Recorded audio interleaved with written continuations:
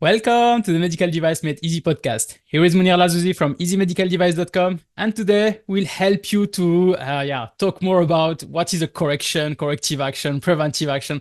This is always a question we are receiving a lot, or people are making mistakes when they are trying to put in place those actions. When we are helping people about their corrective action to say, oh no, this is a correction, no, this is a corrective action. I mean, it's completely confusing, but today you'll know everything. So I have with me Vincent Cafiso, who is a consultant and helping us then about this topic. So Vincent, welcome to the Medical Device Made Easy podcast. Monir, thank you for having me. It's an honor, my friend. And we've been connected for a little while, and I've been Exactly. enjoying, what you've been doing, and I know that you've been enjoying what I've been doing. And this is really a pleasure and a complete honor for me to join you. Great. Yeah, because as I'm following you also on LinkedIn, I saw that you are making a lot of highlights about FDA vocabulary, making some those of highlights on the directly on the 21 CFR, etc. So it was funny for me because it's great. This I can make a podcast with that. This I can make a podcast with that. So it's why I contacted you and that we can make this episode. But Yeah. maybe for people that don't know you, then can you maybe make a small introduction of yourself? Yeah, no, I'd love to. So I'm a consultant. I've spent 30 years in industry. Started my career as an investigator for the Food and Drug Administration, doing, hundreds and hundreds of complex medical device and diagnostics inspections. And then I went into industry, mainly into some startup companies, basically helping them get products approved through the PMA pathway. So helping establish quality systems and building teams and things like that. And then I spent some time working in bigger companies like C.R. Bard and Becton Dickinson and Smith and Nephew, heading up compliance and audit and all of that. And then the last 9 months or so, I've been a consultant, and I just recently actually started with a new consultancy. So I went from being a solo consultant to working under an organization called Creo Consulting. And so we'll have a link to that Exactly. here in the information. Yeah, and really excited and love helping clients in the life sciences industry really just help navigate quality and regulatory compliance. And so it can be constantly changing. And as you mentioned, Monier, I've been spending a lot of time with the new QMSR and trying to help with really just small little nuggets of Yeah. information. And I think one of the nuggets that we're talking about today, correction versus corrective action, is really something that I think a lot of people have ideas and they have experiences. And so I think that if for nothing else, our discussion will probably generate some more discussion around it and helping to sort of elevate everyone in the space around making sure that they're doing the right thing. Exactly, yeah, because as you've said, so this topic correction, corrective action, people think they understand, but when we ask, they don't really understand. So it's why it's good to have you and that you can provide maybe some examples of what is the correction, what is the corrective action. But first, maybe for people that are listening now and maybe that it's completely a new topic for them, what we are trying to talk about today. But even if it's a new topic, don't worry, you will see that. So it's not like something that you will never see. So my first question is mainly when are we using those correction, corrective action, and what is the difference between correction, corrective action, and maybe also preventive action? We have a third one that is preventive action also. Unearth the pulse of the medtech world with Medtech Conf, a dynamic platform featuring global events on medical devices, biologicals, IVD, and pharmaceuticals. Stay informed, stay ahead, connect, share, and elevate your knowledge. Become an official sponsor. Make your event shine on the map. Medtech Conf, your key to the medtech universe. Remember, the future is now, and it's at your fingertips with Medtech Conf. Right, right. Yeah, so this is always, a fun conversation, and really correction. Let's not talk about medical device, maybe. Yeah, Let's talk about um, maybe if you're living in a home and it's raining and all of a sudden, water is coming into the basement, or, water is coming into the building, right? So the first thing is like, containment, right? So we have water coming into the house. We have to figure out what to do, right? So we have to make sure that we have a way to stop the water from coming in the house. We have to make sure that we have once it stops raining, we have to dry the water, and we have to understand, what's the damage? Did we have any furniture that was damaged? Did we have any carpeting that was damaged? All of those things, right? So to me, anything that we do related to what went wrong, or what was the effect of what went wrong. So in this case, water damage, right? Anything that we're talking about with respect to that is what I would refer to as containment, right? We're trying to contain this situation from getting worse. That really is correction, right? We're trying to prevent the water to spread to other areas, right? We're trying to dry up the existing areas that got wet. We're trying to understand, what furniture has to be put on the side, has to be segregated, has to be scrapped, right? Can we repair things that have gotten wet, right? Can we rework things that have gotten wet, right? So this is really all around correction, right? We're just correcting the problem. We're containing the problem. We're preventing it from going any further, but really just in the confines of, we're in the actual situation where we have the flood. We really can't be thinking about the root cause, right? We really can't be thinking about, why do we have water damage? We're just in the fog of war, right? And we're just trying to keep everything contained so that we don't have any more damage, or we don't have any more exposure or any more liability, right? So that's a good way to think about correction. Yeah, I like that. Yeah. Right? So if we kind of think about, there's certain different scenarios that we could think about in medical device, but just from the confines of trying not to use medical device and trying to make it something that everybody can kind of wrap their head around, okay?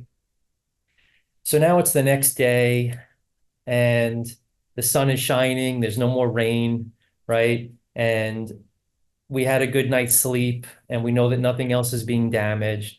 So now we're really going to sit around the kitchen table, and we're going to try to understand, hey, what went wrong? Like, why did we get all of that water, right? Why did we get all of that damage? Luckily it's no longer raining, so we could think straight.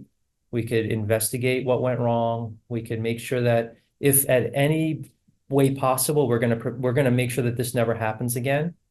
And so we're gonna go outside, and we're gonna survey the property, and we're gonna look, and we're gonna see that, well, maybe we have a tree that's growing really close to the house, and it's kind of hanging over the roof. And we get up on a ladder, and we walk up on the ladder, and we see that the gutter, the area that is supposed to funnel the water away from the home, is fully clogged with all of the leaves and all of the sticks from the tree. And then we kind of go down the ladder, and we see at the bottom of the ladder, where we think that the water was getting in, we see that the downspout, which released the water, was too close to the house, and it wasn't exiting far enough away from the house, right? So now we start to say, okay, I think we have a good root cause. I think the root cause is because the gutter was clogged. But if you ask the 5 whys, right? Why did we have water? Well, because water was, why did we have a flood? Because water was getting into the house. Why was water getting to the house? Because it's exiting too close to the house. And it was also overflowing. Well, why was it overflowing? Well, it was overflowing because we have leaves that are stuck in the gutter. Okay. So if leaves are stuck in the gutter, why do we have leaves that were stuck in the gutter? Oh, we have a tree that's really close to the house. Okay, well, the tree is growing too close to the house. Well, why is the tree growing too close to the house? Well, because we don't trim the tree, and so the tree just keeps coming closer and closer to the house. Why don't we trim the tree? Well, because we don't have a preventive maintenance program, and we don't have a ladder that's high enough to get to the tree, and we also don't have a tool that's capable of cutting the tree, right? And then you kind of get to a point, well, why don't we do, right? So you could keep asking all of the questions, just like you would ask the 5 whys of why did a product, not work in the field, right? So this is another simple example of how to figure out what we need to do. So based on all of those questions, you're trying to now address the root cause. Exactly. Anytime you're trying to address the root cause, it's corrective action. So that's the difference between correction, just trying to address the containment and preventing things from happening to become more, to become more critical or worse, or when we're actually trying to prevent the thing from happening in the future, right? then we're going to take corrective action. So corrective action in this scenario is we're going to clean out the gutter. Cleaning out the gutter is really correction, right? Because that's not addressing the Solving the root problem, cause. exactly. It can happen again. Exactly. Right, right. But we want to make sure that we don't have a clogged gutter. Okay, we're going to buy something that covers the gutter so that it never gets clogged. Okay, that's a corrective action. We're going to cut back the tree to make sure that the tree doesn't hang over. We're also going to hire a landscaper who is going to come every 3 months, and he's going to do preventive maintenance on that tree, and he's going to make sure that it never even comes close to hanging over the gutter. And also, we're going to extend the downspout down at the bottom of the home so that the downspout is far enough away and it leads away from. And we're going to wait for about 6 months, and we're going to look for about 3 to 6 really good rainstorms. And we're going to monitor, once we've implemented all of these corrective actions, we're going to monitor this to make sure that those actions were effective. Yeah. Right. So that's a verification of effectiveness. And after 3 or 4 really good rainstorms over the course of, say, 3 or 4 months, we will be able to say that we have truly corrected the problem and we have prevented it from happening. Okay. Exactly. Now, I just used the word prevented. Yeah. In the confines of what this scenario is, we are talking about correction and corrective action, period. Okay. We are not talking about preventive action, because corrective action is to prevent something from happening again. Preventive action. It means it happened mainly. This is the thing. It has happened. It's not like something that maybe we think it has happened. So it's why we try to avoid it to happen again. Yeah. Exactly. Yes, exactly. So preventive action is to prevent something from happening, period. Exactly. Okay, So it didn't happen at all. Then somebody comes like a preacher and says, oh, something will happen like this and that, etc., etc. So then you can say, oh, if it happens, are we safe? So can we do something to avoid it, etc.? But it never happened. It will maybe never happen at all. Exactly, exactly. So in our flood scenario, let's pretend that we never had a flood. Okay. So, but we know that it's going to rain in the future. We just don't know when. But we believe it's going to rain in the future. So a preventive action would be that I'm going to go to 10 of my neighbors and I'm going to ring their doorbell and I'm going to talk to them about flooding and ask them if they've ever had any flooding. And if they say no, I say, okay, great. I'm going to move on to the next house. And I'm going to ask that neighbor, have you had any flooding? And they will tell me, yeah, I've actually had flooding. And they will tell me exactly what went wrong. And they'll talk to me about the trees, and they'll talk to me about the gutters, and they'll talk to me about the downspouts. And I will then take that information and I will evaluate my own home to see, do I have a tree problem? Do I have gutters that are clogged? Do I have downspouts that are too close to the foundation? And I will then take preventive action. So I will clean out my gutters. I will put gutter guards on my gutters. I will I will cut back my trees. I will implement a preventive maintenance program of trimming my trees every 3 months. I will buy a downspout and a gutter that extends beyond the base of the foundation, right? So I'm taking the same actions, but they're preventative because I never had a flood. I only know that floods are possible because I took those steps to look into other homes that are just like mine and asking my neighbors if they've ever had floods, and then using the experiences and all of their lessons learned to apply in my situation prior to me having a flood. So that's really the difference. It could be the very, very well the same exact actions, but it's just that we didn't have the flood, so we're calling them preventive actions. We're not calling them corrective actions anymore. Exactly. And if we use your story now, because what you are describing here, most of the companies are not doing. What you are describing here is more like theory, if I can say. A great scenario, it's a great, the best thing, but when you go to companies, it's not working really like that. There is an issue. They say, oh, maybe, oh, there is an issue with the tree. Let's cut the tree. And I have not looked at the basement. I have not removed the water. I have not checked what it. Let's go directly to the root cause maybe and imagine there is a root cause and let's cut the tree and then we are now safe, etc. But you haven't solved anything. There is still the issue. There is a. I mean, you go backward if I can say, or you look at another way. And when you are talking also about preventive and corrective, I'm not seeing too many companies that are doing the preventive one. But if you listen now to what you are saying, if we are making a comparison between the cost of a preventive action and the cost of a corrective action, we see that it's really cheap to put in place a preventive action and be Yeah. safe, but not a lot of people are doing so. Is it also your experience? Yes, it is. And I know that at least in my own experience, being, head of quality in large and even small organizations, I've had notified bodies who have, said to me, "Hey, I want to see your preventive actions." And I would say to them, "Well, we don't have any preventive actions. We only have corrective actions." And they would say, "So do you not look at other, competitor data? Do you not go online and look to see if there are other issues that might be happening in industry that could apply to your facility?" And so that's really when I started to understand that there is somewhat of an expectation to do this, right? To not have the damage, to not have the product that's in the market that could potentially fail, that we're actually taking these preventive actions. And so what I would do is I would implement a monthly review of market data. So I would look at recalls that had happened in the last 30 days. I would look at warning letters and 43s that were happening in industry that were in my competitive set. So all of my competitors that I could, think of. And I would look online and I would look for these findings. And then I would essentially analyze my own internal quality processes and my own known events to see if, hey, some of these known events, maybe they were, just the tip of the iceberg. And so I have done that, and it does certainly help.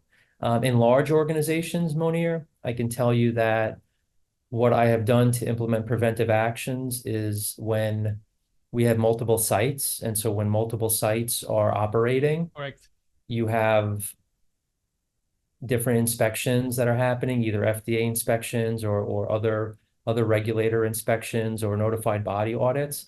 And so we would actually take those findings and we would implement a gap analysis program so that every other site that did not receive that initial inspection, every other site was evaluating their own quality system for the known issue that happened at one of our sites in our network, and then essentially opening up a preventive action to say, yes, this is something that possibly could apply to us. And so we're going to actually investigate this internally, and we're going to take some steps to prevent this from happening.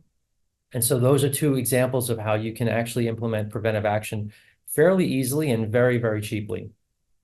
Exactly, and so it's why this education about corrective action, preventive action was not done, if I can say, in the right way. Is this something that is because you talked before about QMSR and also maybe ISO 13485, all those things. So is this like nice to have all what we are talking about today, or is this like mandatory? Because you talked about the notified body that is asking you that. So is there like notified body can come and say it's mandatory? It's not like you have a choice or whatever. It's mandatory to have that. Yeah, so I would say, again, if I were in a position to, to be maintaining a quality system, I would ensure that I was implementing some preventive action. I would call it screening. Like there's no requirement to have preventive actions, but you should have a process in place to determine if there are preventive actions that you should be taking. So if a notified body were to come in and say, "Do you have any preventive actions?" and you say no, they would say, "Well, are you evaluating different feeder systems or different external factors?" Like I mentioned, warning letters and recalls. Do you have a program in place to at least monitor so that you can determine if you have the need for preventive actions? And I would be able to say, yes, every month, here's what we do, here are the websites that we go to, here's what we're looking for. Or in the case of a large organization, we have a quality audit network or some sort of a monthly meeting where we talk about known gaps that have been identified by notified bodies across our network. And we do actually evaluate those internally, and we look to see if we have those existing issues in-house. And if we do, we open a preventive action. But for the last 6 months, we've been doing this, and we haven't had that, we haven't had those gaps at our location. So at least, again, so you answer your question, there's no requirement to have preventive actions, again, because the nature of a preventive action is if you are getting close to a situation where you believe you might have a non-conformance, then you want to take preventive action. Another good example of preventive actions is when you have some sort of a monitoring program, say if it's environmental monitoring or some sort of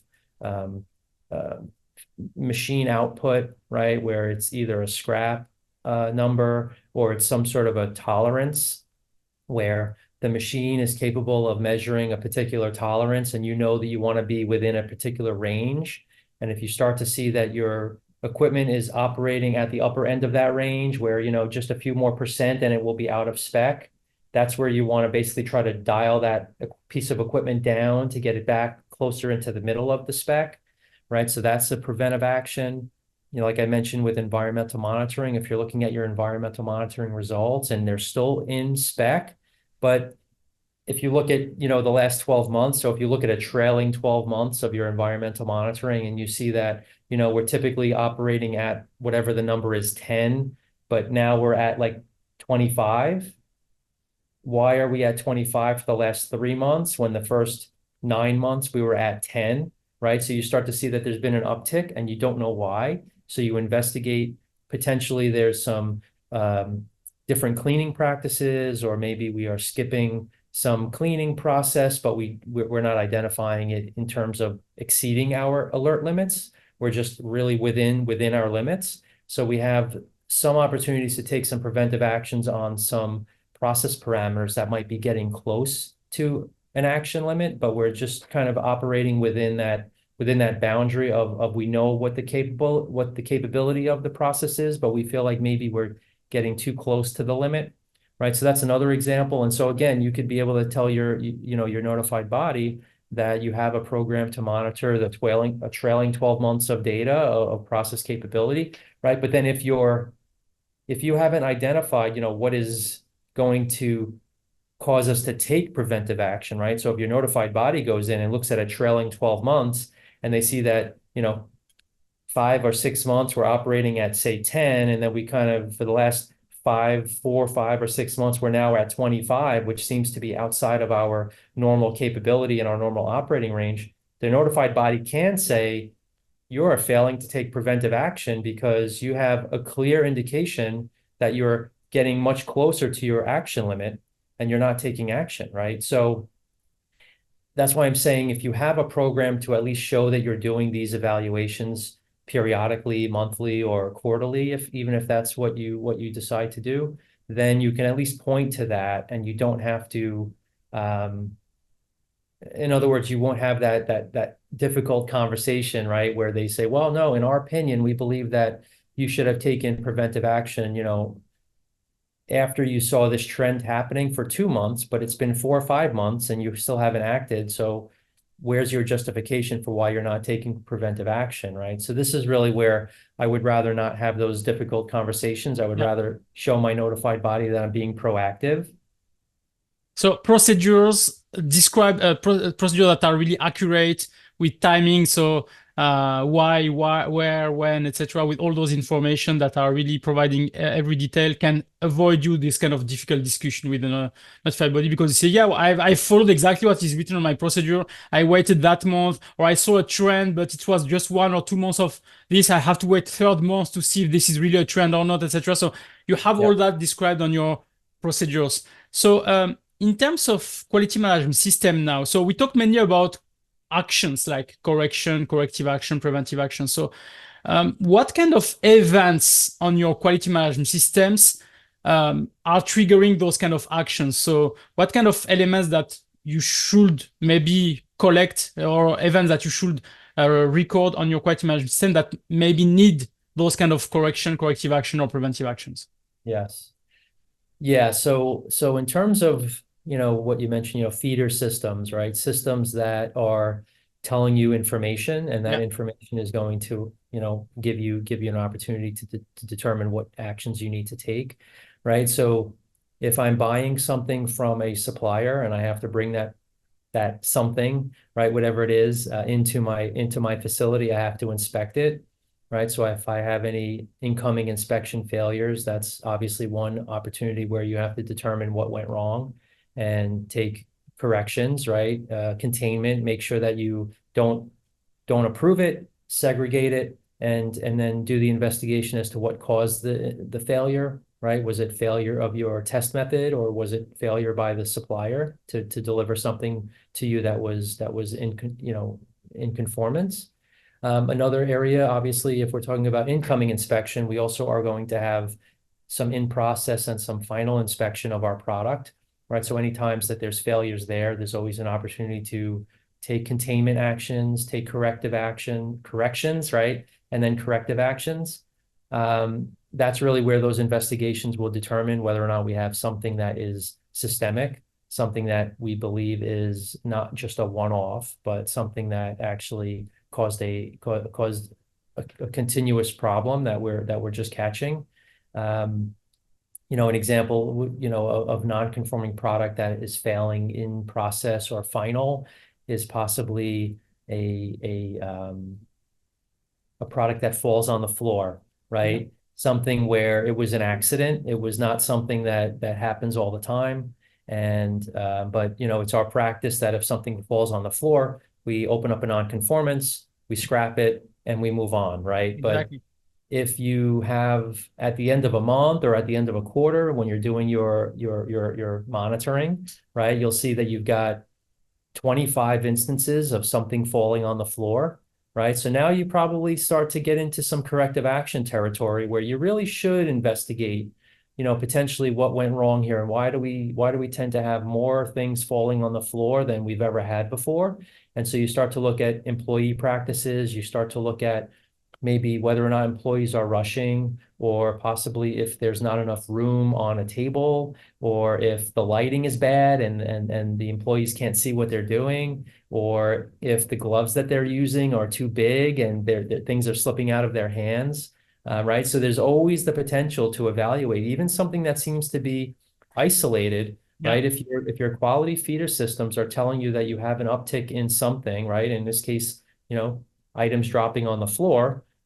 Again, we're never going to let those go out the door. They're always going to get segregated. But as a company, we don't think it's some money here. You lose something, and you have to think. I was laughing when you are saying that about the person that was making things falling on the floor, and if they have gloves or whatever this and that. For me, when I have those kind of correction or issues that are happening within companies, what I see most when I'm doing audits, I see that after a certain time, they do what we call a awareness training.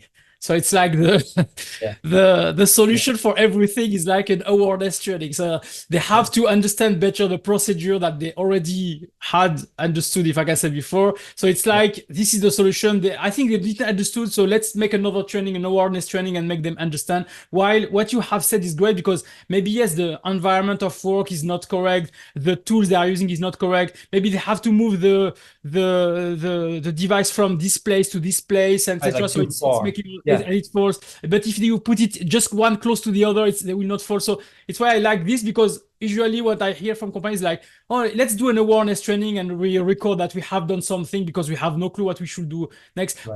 We don't want to invest on something else. So let's do a quick fix and it's all. Hey, just a second. Do you need a EU, Swiss or UK representative? Then choose Easy Medical Device. We can represent you and also become your importer. Contact us at eo@easymedicaldevice.com. Right. Yeah, that's funny, Monir, because the awareness training, at least from my perspective as a previous investigator, when I would see, again, if you see it once or twice, okay, we understand that we're going to just do some retraining, some awareness training, and that's okay.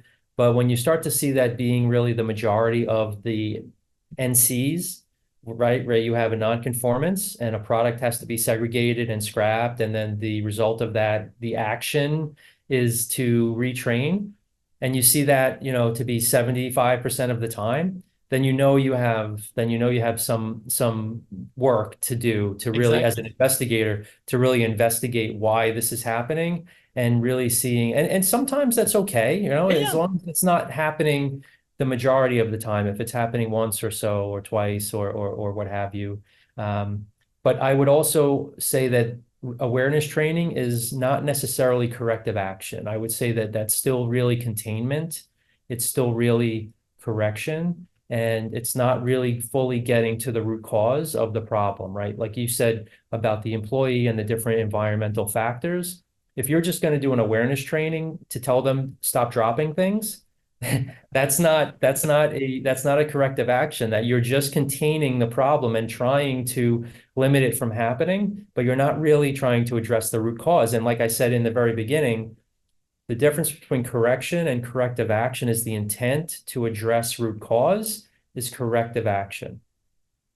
Exactly, yeah. So it's really interesting because I hope this helps the people to understand more about what we are talking about with those examples that you are providing, and how they should address this and what is really a corrective action, or even preventive action. So we have non-conformities, incoming inspection. Any other events or instances where we can get also used? We need to use also that. Yeah, I mean, you actually mentioned earlier audits, right? So anytime audits also. Anytime you do an internal audit and you identify something that way, obviously, anytime there's an external audit or an inspection, that's also another opportunity to identify areas where we need to address. And, typically when you have, maybe not always in an internal audit, but at least in an external inspection or an audit, the expectation is that you would really just do a CAPA. Really just investigate it, right? Because anytime anybody finds something from the outside, it means that you're probably not as in control as you should be. And so you really do want to take those corrective actions. So correction, corrective action, verification of effectiveness, right? And really demonstrate to the regulator or to the notified body that you are now in control. You have now identified the full scope of this problem and it will not happen again. Thank you for helping us improve our quality system, right? And then another area, I think also we have been touching on different feeder systems, but typically all of these feeder systems will go into management review and we will look at these. And so this is an opportunity for executive management to really see what's happening and for them to make sure that they are deploying the necessary resources to prevent these things from happening again, and also potentially preventing things from happening at all. Right, with some preventive actions as well. So those are some of the main areas where I think we would have those opportunities to take a look and identify gaps and then take the necessary actions. Yeah, and the one we talked about, for example, external audits, what I like on that is also the fact that when an external auditor or an inspector is coming and finding some non-conformities or some observations, they are providing us, this report with here is the observation, and they ask us to fill the next thing with corrective action. So they are asking us, can you give me what you will do to correct that and what you will do to avoid this to happen again? And what is interesting in that is the fact that when we start to feel this, the inspector comes back to us and no, I don't like your corrective action because it looks more like a correction. So can you find me something else? Or no, your corrective action, as you've said, it's an awareness training. So no, I don't want that. Can you find me something else? Because this is also a way that they can understand what we are expecting from them. But some companies, when they are having for the first time this kind of external audit, they feel a bit uncomfortable and say, what does he want exactly from me? Because I try to explain the things and he doesn't like it. So what should I do? So this is mainly how also they can have some pain to answer those kind of questions. Yeah, and it's never a good look if you're going back and forth with your regulator or with your notified body on them educating you on what is correction versus corrective action, and also more importantly, the verification of effectiveness period of time and what you have identified as the manner in which you will determine whether or not this is ever going to happen again, right? Or that your actions were effective, right? That's a big part of it. A lot of what I see though, when we're talking about the corrective and preventive action system, this is a lot of what I see when when we look at findings that are happening in the field, Yeah. right? When we actually look at actual findings from FDA or from notified bodies, a lot of times when they're actually looking at existing CAPAs, Monier, they're finding exactly what you said, right? They're finding that actions that you're taking, that you're calling them corrective actions, they're really corrections, and they're not really meant to get at the root cause. They're also finding, actual findings where I've seen corrective actions that were taken are taken too long and they're not timely, right? And so that's another area that I've seen actual findings. I've also seen where a firm will say that they're going to take action within 3 months, but it's now 6 or 8 months and they still haven't taken those actions. So a lot of the findings that I find in industry, or against industry, are because of not doing what they said they were going to do, or not taking a comprehensive enough approach to it, or closing a CAPA without really good effectiveness. Yeah. Then finding that they have a repeat CAPA. And so even though they closed the CAPA and opened a new CAPA, they can still get a finding for closing the first CAPA without it really being effective. Exactly. Because that is a requirement. The requirement is to ensure that your actions are effective. And so if you close a CAPA without really confirming effectiveness, and even worst case scenario, you actually have to open a new CAPA for the same problem, it's highlighting to the regulators that you're either not aware of how to determine effectiveness, or you're pressured to close CAPAs within 12 months. And so if it's 12 months, we just close the CAPA and we open a new one, right? That's another really bad indicator that I've seen, where I've seen observations where it was a CAPA that was closed, effectiveness wasn't measured or wasn't determined, and then a new CAPA was opened within a few weeks after closing it because they have to reset the clock on a CAPA. That is another practice that I've seen in industry where I feel like that's just an opportunity to do better. And I think that's probably tied mostly to lack of resources or lack of attention being paid to that particular subsystem. And the regulators know it, and they're very keen on it. And so it's something that we as an organization, as an industry, we have to do much better in terms of the timeliness of these actions and also the effectiveness of them so that we don't have repeats.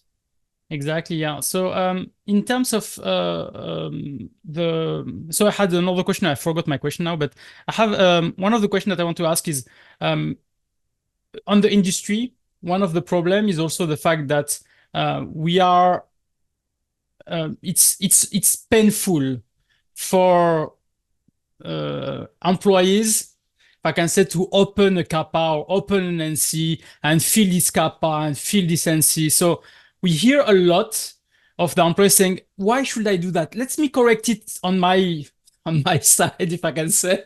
Let me correct it here, and no need to fill all this. Let me take care of that, and I will correct that. Don't worry, you will never see this issue again. I will do that, etc. But no need to fill all those papers." So what would you say to those kind of companies or people that are thinking of that? Yeah, no, I feel like, Monier, I feel like it's a paradigm shift. I feel like when you get assigned a CAPA, it shouldn't be like you're being punished. And I think that's the impression that Exactly. you feel like, you know what, this is extra work. This is not my responsibility. I'm now being punished for somebody else who didn't do their job, right? Or whatever, right? So I think when we are allowed to give really, really bright, talented professionals the space to do a thorough investigation, right? And the resources to come along with them for the ride and to help them with that investigation and to make sure that they have everything that they need. And then also, in town halls or in monthly forums, like public forums, where people are actually being highlighted for the good work that they're doing to investigate and to prevent these problems from happening again, right? That should be celebrated, right? Yeah. Everyone in quality, at least in quality, right? Even in regulatory compliance, we all talk about how important it is to do continuous improvement, right? Well, CAPA is continuous improvement. So why does it get such a bad reputation, right? It's almost like this dichotomy that doesn't really match when you have everyone celebrating quality and continuous improvement, yet they're not given the opportunity to really investigate and the resources to be successful when they're actually in the process of making those continuous improvements through the CAPA process, right? So to me, it's not, it really is a top-down approach, right? And executive management and leadership, they really need to understand how important the CAPA process is. And like we've highlighted here, getting the resources and getting the training and the education and the knowledge to do a really thorough, comprehensive investigation, right? And then giving the resources to make sure that those actions are being taken in a timely manner, which is also so important, and that we can evaluate the effect of our actions to show that they are effective and that this thing is never going to happen again, right? That should be celebrated. Those resources should be dedicated. And in the long run, then you will see less problems are happening in the field.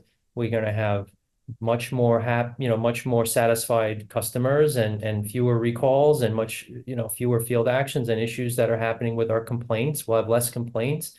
So those are all of the the effects of doing this continuous improvement through the CAPA process. And so it's sort of a soapbox for me because I feel like that's part of continuous improvement and it should be celebrated. And the people who are doing the work should not only be celebrated and elevated as visionaries in the organization, but as people who are really catering to the needs of our patients, right? To make their lives better. Exactly. And I have a last question about an event, or even me, we were doing that on some companies. So we have an audit that is coming. We do our gap assessment to verify that everything is in place. We find some issues that are long-term issues, but at a certain point we say, oh, I don't want the auditor to find that, so I will open a CAPA to show to him that I find that before him. So is it sufficient to just open a CAPA, or you expect more than just opening a CAPA for an issue like that? So CAPA, corrective action, preventive action for people that are. Yeah. No, that is just similar to if you have, a majority of awareness training, right? If you have 4 CAPAs that were open 2 weeks before the inspection. Exactly. And you don't have investigations, Exactly. You don't have assignments, you don't have who does what by when. So you're kind of a little bit in a situation, almost like in a pickle, right? Because you have identified some gaps through your due diligence, which is excellent, but you have to be careful. If you're going to open a CAPA prior to an inspection, you really have to make sure that you're doing a thorough investigation as part of that CAPA and that you have actual actions that you've assigned. And even if you've got some corrections that should have taken place, make sure that those get done and those are complete prior to the inspection. Again, even if it's the week before, Exactly. that's okay.